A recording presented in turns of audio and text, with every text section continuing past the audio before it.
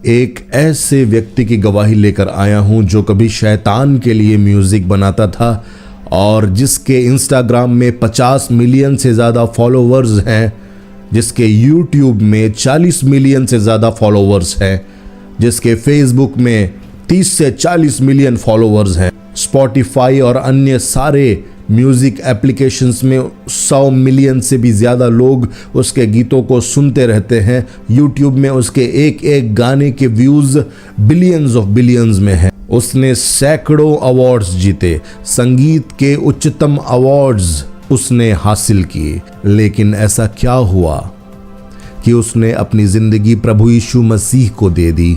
जानने के लिए इस गवाही को आखिर तक देखते रहिए, क्योंकि आखिर में आपको एक ऐसी बात पता चलेगी जो आपके हृदय को आनंदित कर देगी और आपके विश्वास को मजबूत करेगी। इसलिए इस चैनल को अभी सब्सक्राइब कर लीजिए ताकि आने वाले दिनों में किसी भी प्रकार की शक्तिशाली गवाही आपसे मिस ना हो जाए। और आज जिस व्यक्ति की गवाही आप सुनने जा रहे हैं उसका नाम है रामोन लुइस अयाला रोड्रिगुएज, जिसे लोग डैडी यंकी के नाम से भी जानते हैं, जिसका जन्म 3 फरवरी 1977 को रियो पिएड्रास में हुआ था। ये एक प्यूर्तो रिकन सिंगर, रैपर, गीत लेखक और दुनिया भर में एक प्रसिद्ध गायक है। ये जो गवाही मैं आपको बता रहा हूं, ये 200 साल पुरानी या 500 साल पुरानी नहीं है।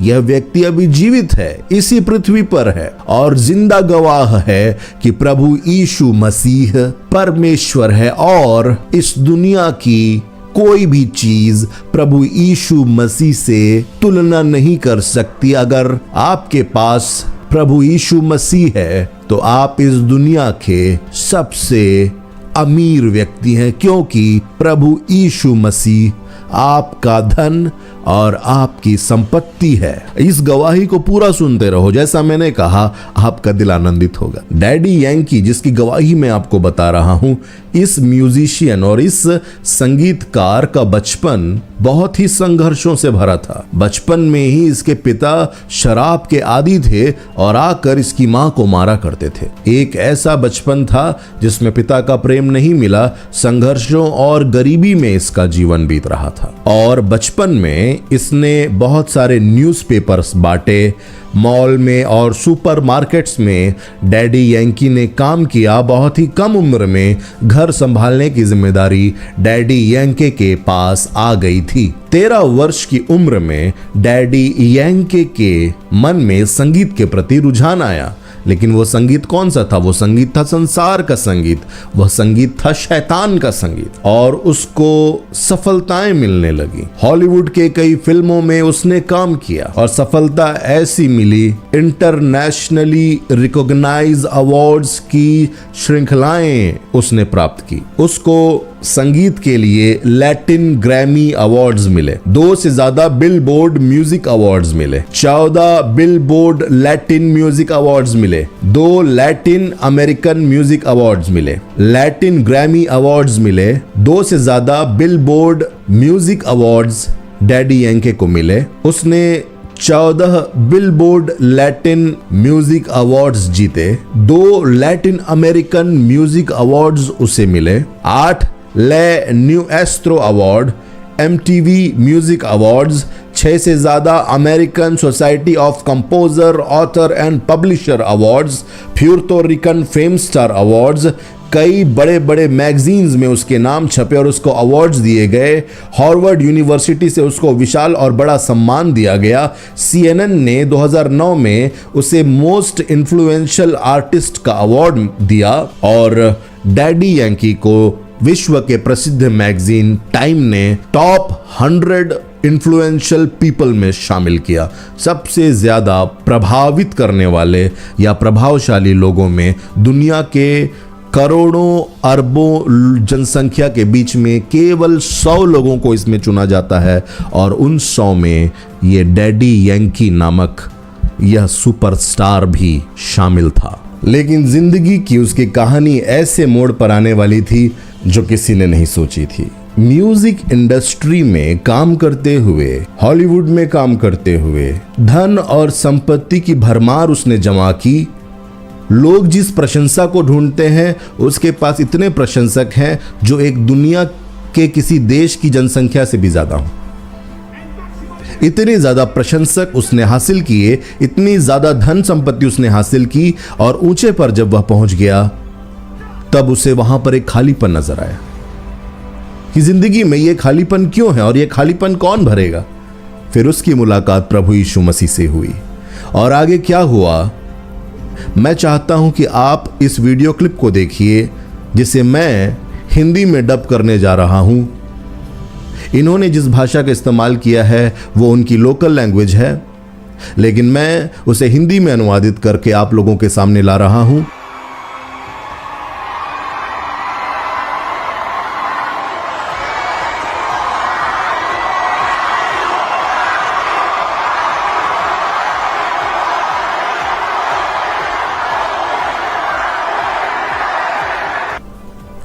मेरे लोगों, मेरे लिए आज का दिन बहुत ज़रूरी है।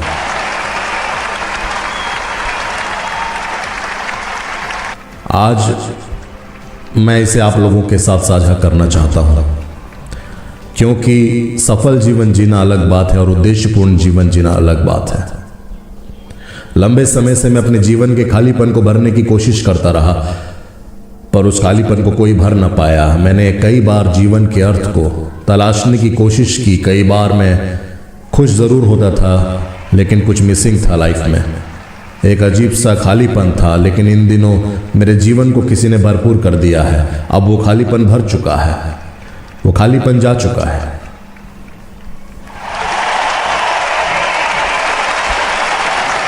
मैं यह स्वीकार करना चाहता हूं कि सबके लिए मैं कुछ रहा हूं, लेकिन मैं उसके बिना कुछ भी नहीं हूं। मैं कई वर्षों तक दुनिया भर में घूमते रहा, सैकड़ों अवार्ड्स जीते, दुनिया के लोगों और सभी राष्ट्रों की प्रशंसा मुझे मिली। ऐसा कुछ भी नहीं था जो मैं पैसों से खरीद नहीं सकता था, लेकिन मुझे एहसास हुआ कुछ ऐसा जो बाइबल कहती है कि मनुष्य को क्या लाभ अगर वह सारे संसार को प्राप्त कर ले और अपने प्राण की हानि उठाए। इसलिए आज रात मुझे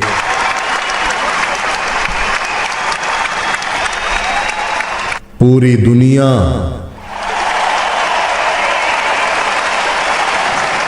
को यह बताने के लिए कोई शर्म नहीं कि यीशु मेरे अंदर है और मेरे साथ है, और अब से मैं यीशु के लिए जीऊंगा।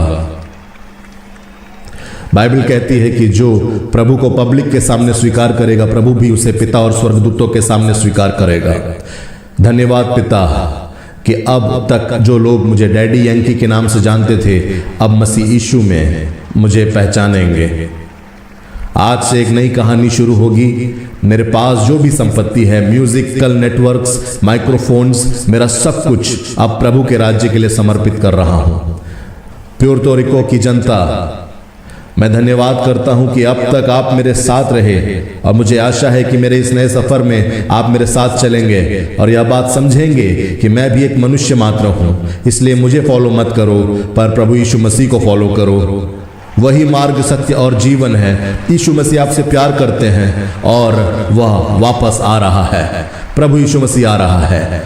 आप सब यीशु के पीछे चलें, क्योंकि अब मैं अपना जीवन प्रभु यीशु मसीह को दे चुका हूं। वही मार्ग, सत्य और जीवन है। मेरे जीवन का स्वामी प्रभु यीशु मसीह है। आप अपने जीवन को प्रभु को सौंप दो। प्रभु आशीष दे।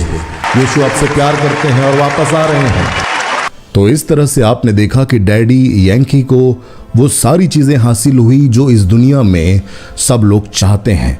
यह दुनिया जिस ओर भाग रही है कुछ पाने के लिए, चाहे वो धन संपत्ति की भरमार हो, चाहे वो इज्जत और शोहरत हो कि लोग मुझे ज़्यादा से ज़्यादा जाने पहचाने, और जिस चीज़ के लिए लोग लड़ मर रहे हैं, वो हर एक चीज़ जो इस दुनिया का एक व्यक्ति स्वप्न देख सकता है और चाह सकता है, डैडी यंकी ने उन सारी चीज़ों को हासिल किया। डैडी यंकी ने कहा कि दुनिया के सबसे ऊंचे मुकामों पर पहुंचकर भी एक खालीपन उसकी जिंदगी में बना हुआ था। आपको क्या लगता है दुनिया की कौन सी चीज़ आपको संतुष्ट कर पाएगी?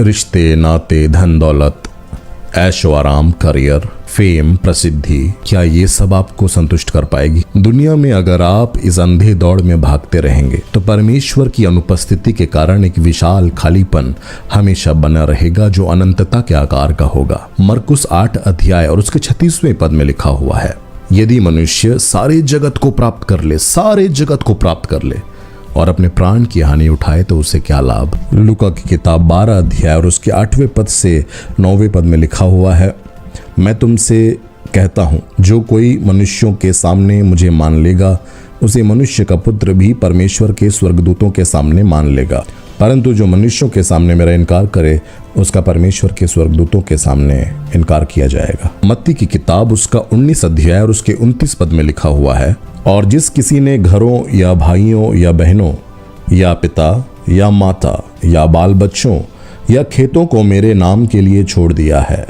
उसको 100 गुना अधिक मिलेगा और वह अनंत जीवन का अधिकारी होगा। इस दुनिया की कोई भी बात आपको संतुष्ट नहीं कर सकती, क्योंकि हम प्रतीक्षा कर रहे हैं इस दुनिया के बाद एक और उस युग की जो प्रभु यीशु मसीह ने हमसे वादा किया है। यह संसार एक डूबते हुए जहाज के समान है, मात्र इसी संसार से ग्रस्त न हो जाएं। आप अपना संपूर्ण समर्पण करें, प्रभु को अपना चरवाहा बनाएं और प्रभु के पीछे चलेंगे तो प्रभु आपकी हर एक जरूरत को अद्भुत रीति से पूरा करेगा। यह तो साफ जाहिर है, जैसा डैडी यंकी ने अपनी गवाही में बताया कि अरबों रुपए होने के बाद भी वह खालीपन बना रहा।